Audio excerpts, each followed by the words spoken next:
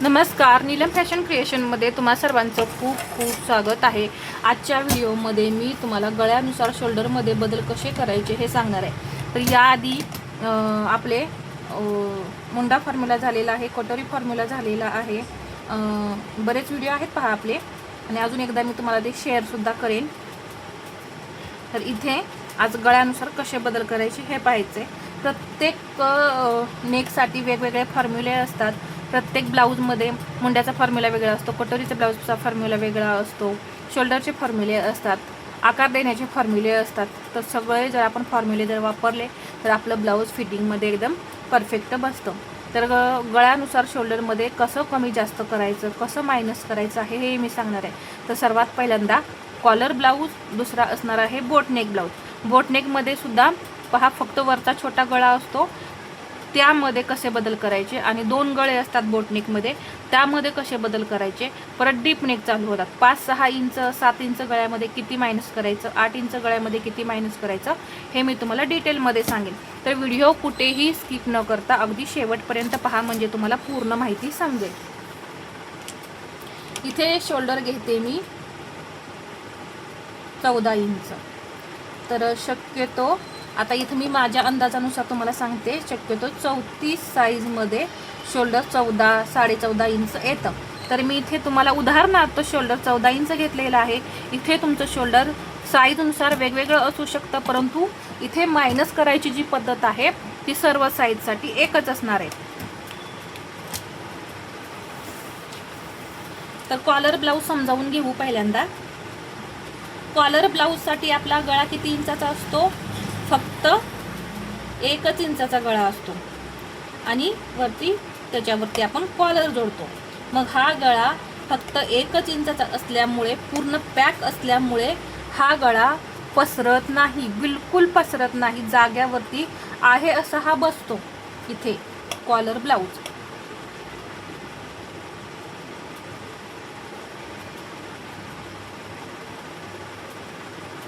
म्हणून यामध्ये आता आपल्याला मायनस करायची गरज नाही, यामध्ये आपल्याला उलट प्लस करायचं आहे, म्हणजे यामध्ये मिळवायचं आहे। जर शोल्डर तुमचं 14 इंच असेल तर इथे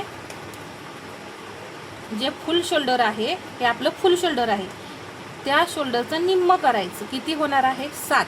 आणि हे जे निम्म शोल्डर आहे यामध्ये आपण अर्धा इंच प्लस करणार आहे, मग किती येणार शोल्डर? 7.5 इंच। हे असणार आहे कॉलरसाठी। लक्षात घ्या, कॉलर ब्लाऊज हा आपला एकदम कमी गळा असल्यामुळे गळे पसरत नाहीत। जसजसे आपले गळे डीप नेक होत जातात तसतसे ते गळे पसरतात, त्यामुळे आपल्याला तिथे मायनस करावं लागतं, ते शोल्डर जे आहे ते कमी करावं लागतं गळ्यानुसार। परंतु इथे तसं करावं लागत नाही, इथे आपल्याला त्यामध्ये उलट अर्धा इंच प्लस करावं लागतंय। तर शोल्डर आपलं कॉलर ब्लाऊजमध्ये येणार 7.5 इंच। आता इथे बोटनेक पाहूया। तर बोटनेकमध्ये पहिला प्रकार आपला काय असणार आहे? हा फक्त आपला वरचाच गळा असेल, मग तो तुम्ही 3.5-4 इंच सुद्धा हा गळा घेऊ शकता। मग कोणी कोणी काय करतं पहा, यामध्ये असा कोणी कोणी प्लेनच ठेवतं, कोणी कोणी असे इथं बटन्स लावतं, किंवा इथे पहा डिझाईन सुद्धा करतं इथं या पद्धतीने।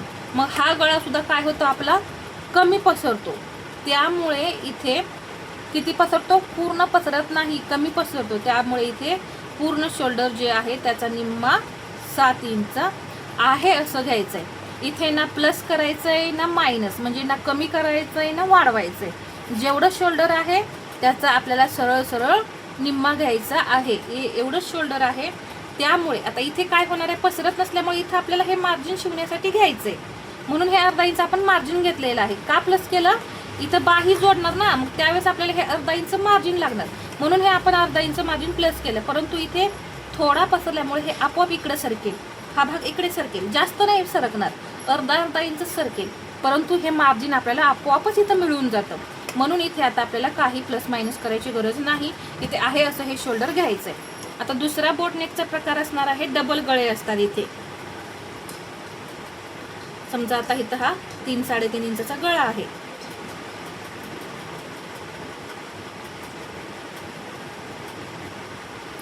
इथे मी हा 3-3.5 इंचाचा गळा घेतला आणि इथे तुम्हाला जो हवा आहे तो तुम्ही गळा काढू शकता इथून असा, किंवा अजून एकदा पहा असं हे गळे असतात असे वेगवेगळे. आता हा ट्रेंडिंगमध्ये आहे हा गळा. तर हे असे गळे तुम्ही जेव्हा काढता त्यावेळेस इथे एक तर तुम्ही बटन लावता किंवा इथून नॉट लावता. त्यावेळेस पूर्ण शोल्डरचा निम्मा करायचा आणि यामधून अर्धा इंच मायनस करायचं आणि मग शोल्डर येणार आहे 6.5 इंच. आता हे पूर्ण पॅक नेकमध्ये गळे झाले म्हणजे शोल्डर यामध्ये मोठे लागतात. आता डीप नेक येतोय, तर डीप नेकमध्ये आपण इथं गळे पसरतात म्हणून इथं आपण शोल्डर थोडंसं जास्त मायनस करणार आहे. आता इथे मी एकच ड्रॉ करून दाखवेन गळा. तर इथे पहा हा डीप दाखवला असा, इथे हे आपलं मुंडा असणार आहे. तर जेवढा तुम्ही डीप गळा कराल तेवढं शोल्डर इकडे पसरतं आणि शोल्डर उतरतात. त्यासाठी आपल्याला काय करावं लागतं, गळ्याची रुंदीसुद्धा कमी घ्यावी लागते आणि शोल्डरसुद्धा आपल्याला कमी घ्यावे लागतात. तर इथे गळा 5, 6 आणि 7 इंच असेल त्यावेळेस शोल्डरचा निम्मा करायचा किती 7, त्यातून मी 1 इंच मायनस केलं की 6 इंच. 5, 6 7ला राहू दे, 7 थोडासा डीपमध्ये येतोय. तर इथे मग मी 7 आणि 8 इंच गळा असेल त्यावेळेस मग 1.5 इंच मायनस करा.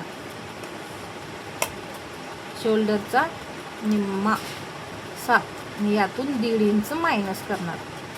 तर किती होतं 5.5.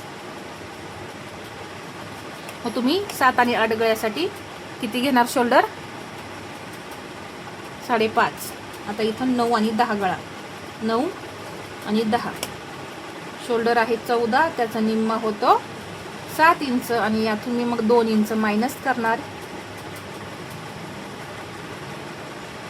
5 इंच आणि 11-12 इंच गळा असताना शोल्डरचा इथं निम्मा भाग करू 7 इंच, यातून मी 2.5 इंच मायनस करणार आहे 4.5 इंच. लहान साईज आहे त्यामुळे सुद्धा शोल्डर आपलं कमी भरलं. पण हे तुम्ही 38 साईजपर्यंत वापरा. 38 पर्यंत किती 2.5 इंच मायनस करायचं जेव्हा 11-12 इंच गळा असेल त्यावेळेस. परंतु जेव्हा तुमचा साईज 40च्या पुढे हेवी साईज येते यामध्ये मात्र 2.25 इंच शोल्डर मायनस करायचे म्हणजे 4.25 इंच शोल्डर येईल.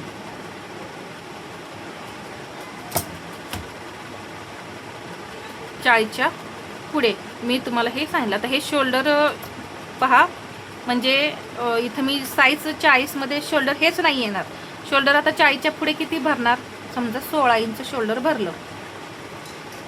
हे 2.5 इंच मायनस तुम्ही 38 साईजपर्यंत करायचं. मग शोल्डर कितीही असो, आता 40च्या पुढे शोल्डर इथं मी तुम्हाला सांगितलं ते एकच, परंतु 40च्या पुढे शोल्डर जे 16 आहे तर त्याचा निम्मा किती होणार 8 इंच. मग यातून तुम्ही 2.25 इंच असं मायनस करायचं. मग 8मधनं आपले 2.25 इंच जर समजा मायनस झाले तर 5.25 इंच शोल्डर राहते. अशा पद्धतीने म्हणजे परत तुमचं इथं कन्फ्युजन नको की एवढं 4.25 इंच शोल्डर कसं राहिलं, कारण हेवी साईज असणार आहे. हेवी साईजमध्ये तेवढंच जास्त शोल्डर असणार आहे. इथे 14-20 शोल्डर घेतलं होतं, परंतु जेव्हा हेवी साईज येईल तेव्हा शोल्डरसुद्धा मोठं असणार आहे. त्यामुळे इथे हे सुद्धा आपलं शोल्डर बरोबर प्रमाणामध्ये शिल्लक राहणार आहे. तर इथे मी तुम्हाला शोल्डरमध्ये कसे बदल करायचे हे सर्व फॉर्म्युले मी तुम्हाला गळ्यानुसार सांगितलेले आहेत. तर हा व्हिडिओ तुम्हाला कसा वाटला हे मला कमेंटमध्ये सांगा आणि व्हिडिओ आवडला असेल तर लाईक करा, शेअर करा आणि असेच नवनवीन व्हिडिओ पाहण्यासाठी आपल्या चॅनलला सबस्क्राईब करायला विसरू नका. धन्यवाद.